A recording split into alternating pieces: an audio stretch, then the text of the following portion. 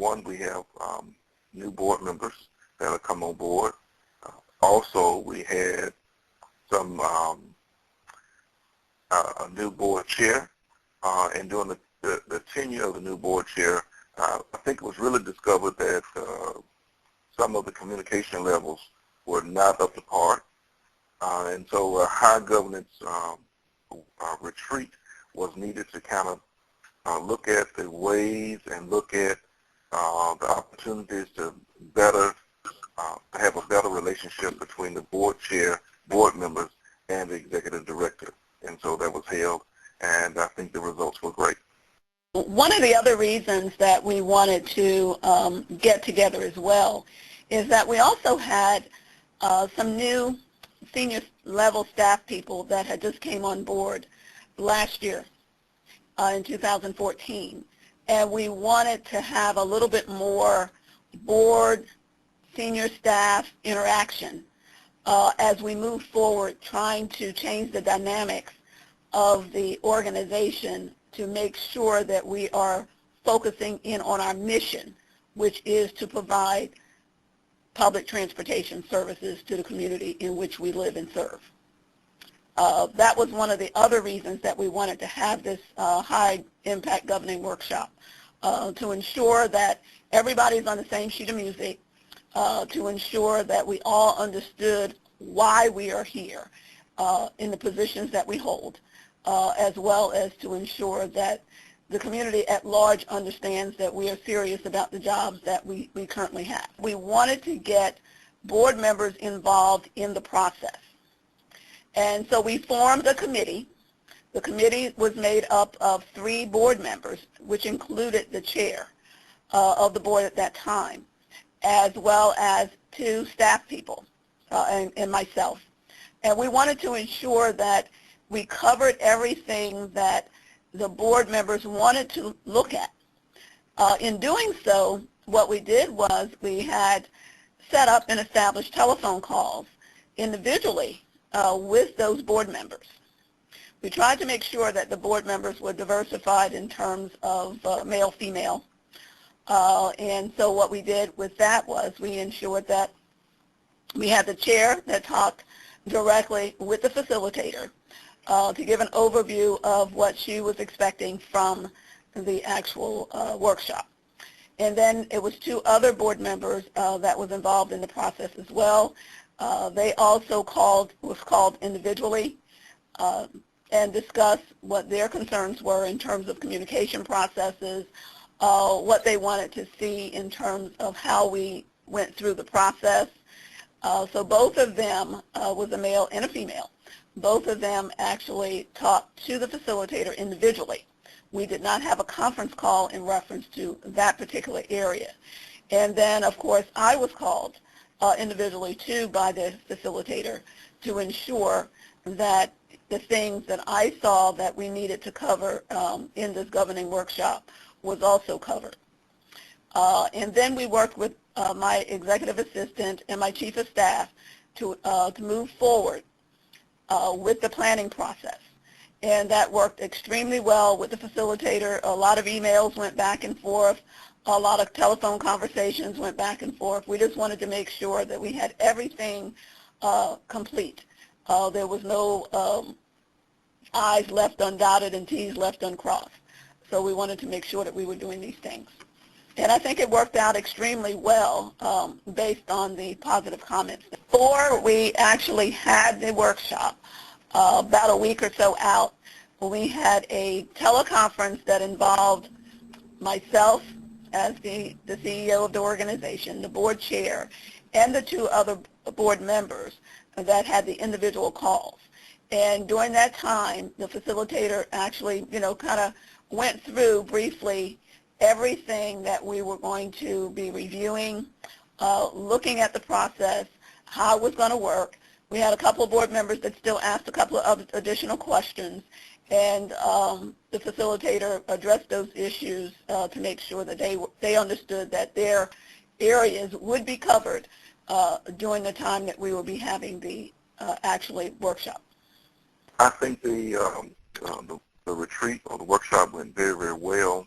I think that the information that was disseminated was very needful, especially when we have newer board members.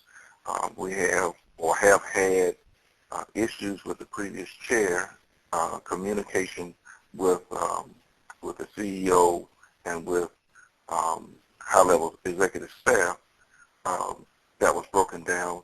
I really do believe that the workshop or the retreat allowed us to see the roles that each play, from the board members' role as well as to the executive director and the executive staff role. So during the workshop, it was interactive, especially with the small groups and the presentations, interactive in a manner that it allowed us to see how both roles or each side of the aisle, so to speak, could come together to carry out the mission and the goal of BJCTA. I thought that the high-impact governing workshop session was went extremely well. People had the opportunity, especially the senior staff and the board members, to interact on a different level than what they normally would during the course of any business day, which allowed them the ability to express themselves. Sometimes it was like being in a comedy show. Other times it was very serious. We wanted people to be in a relaxed atmosphere, but also learn exactly what we really need to do as a team to move forward. And we have a lot of individuals who have a lot of skills and talents that really kind of brought it together when we were doing flip charts and pasting them up on the wall and talking to each other about in our little breakout groups about the different things that we really want to see. What do we want to change? How do we want to go about doing things differently?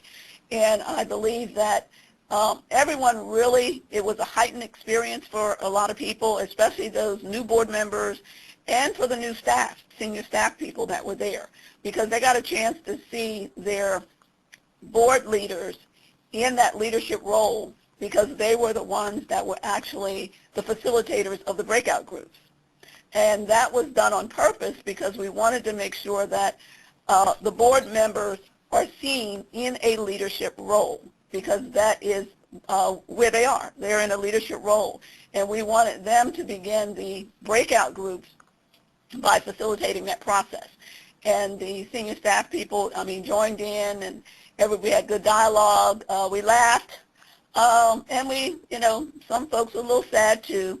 But we kind of moved forward, and I think a lot of it was very, very great. It's a disciplined process. We have to think about the human capital that we deal with on a daily basis, and those are our employees and the team. But we needed to start with us, because we're the ones that the team look up to. They look up to the senior staff, and they also look up to the board members. So we wanted to make sure that we're all in sync, as our theme says, one team, one goal. One of the ways that, I guess the most important way that we show that the workshop was not just written in sand, but really written in concrete stone, is by our proven example of how communication and the relationship between the board and the executive staff and executive director should be, in a manner that's respectful, in a manner that's open and transparent, with very clear communication. And I think we proved that by accomplishing the goals, the day-to-day goals that we have, solving the transit woes and issues of our region that have occurred over the last few weeks or last few months, and just by our continued respect for each other and our position. I think that initially shows that the retreat was not written in sand, but it was written in stone, that we have a very clear commitment, committed to transit, committed to the transit riders, committed to each other to behave and move in a manner that I think shows a great relationship between the board and the executive director and executive staff. The second piece to making sure that it's not written in sand but written in stone is our follow-up. Not only completing those goals that were kind of laid out in the retreat, but also our follow-up with our facilitator, with you, Doug. I think that will also kind of show that it's not written in sand, but it's also written in stone. I will follow up by basically indicating that we have to show not only to each other as board and senior staff and CEO, but to the community at large that we have a compassion for the work that we do. I call it the 3 or the 4 C's, that we are committed to doing a quality job. And, of course, we have confidence in our leadership to be able to move this organization forward. And I think as well, we all have to speak with one voice. When we speak with one voice, then we actually have a better quality organization of advocacy. And we have to show the urgency of what we're trying to do. So I think, with the follow-up, putting together a comprehensive package that shows, that lays out the steps that we need to take to move forward and begin moving forward based on those steps. And we're hoping that our facilitator will continue to work with us as we move through this process. It wasn't an easy task, but it's one that we know that we can accomplish because we have a lot of intelligent people that's on this board. We have a lot of intelligent people that are working for this organization. And I believe that as we move forward, that will begin to show through even the problems or concerns that we might have had in the past, and that all of those things will be taken care of in a manner that is important to the community that we serve and to the employees that we employ. We just want to make sure that we're moving forward in a positive direction, and everybody knows that we're working together. And I go back and repeat that we will speak with one voice as an organization. We won't be fragmented.